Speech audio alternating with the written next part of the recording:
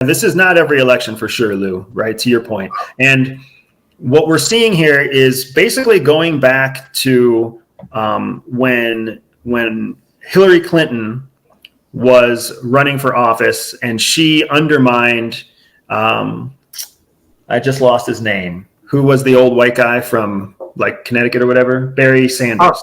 Bernie Sanders, yeah. Bernie Sanders, right? Socialist Bernie Sanders, yeah. Yeah. So remember when the Democratic the Democratic National Convention admitted or was caught undermining Bernie Sanders' campaign in support of Hillary Clinton. When that story broke, which was what, 8 years ago now? Yeah, around 8 years ago, yeah. When that story broke, an important, that's kind of like the shot heard around the world, if you recall from like World War I. What happened in that moment was people started to wake up to the reality that our electoral cycle is not fair.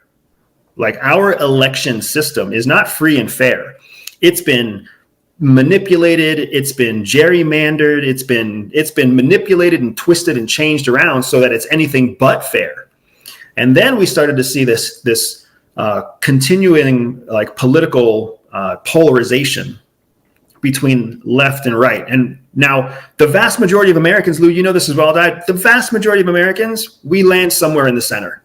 Yeah. Maybe we have liberal ideals and we're conservative with our money. Or maybe we have conservative ideals, but we are still progressive in our core. The vast majority of Americans are not batshit crazy.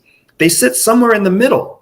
But the problem is that the people who are batshit crazy are the ones who are speaking the loudest. They're the ones who are making media shows. They're the ones who are making movies. They're the ones who are getting up and spending their money on crazy ass candidates.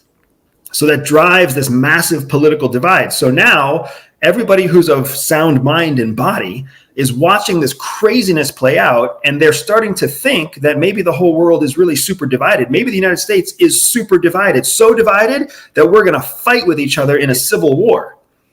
In reality, that's just the biased voice of media making us afraid of something that we're not hearing, because we're not hearing the more rational voice. Yeah. Because that rational voice doesn't sell. But my point is, this is the most important election that we've seen in the last 3 or 4 elections.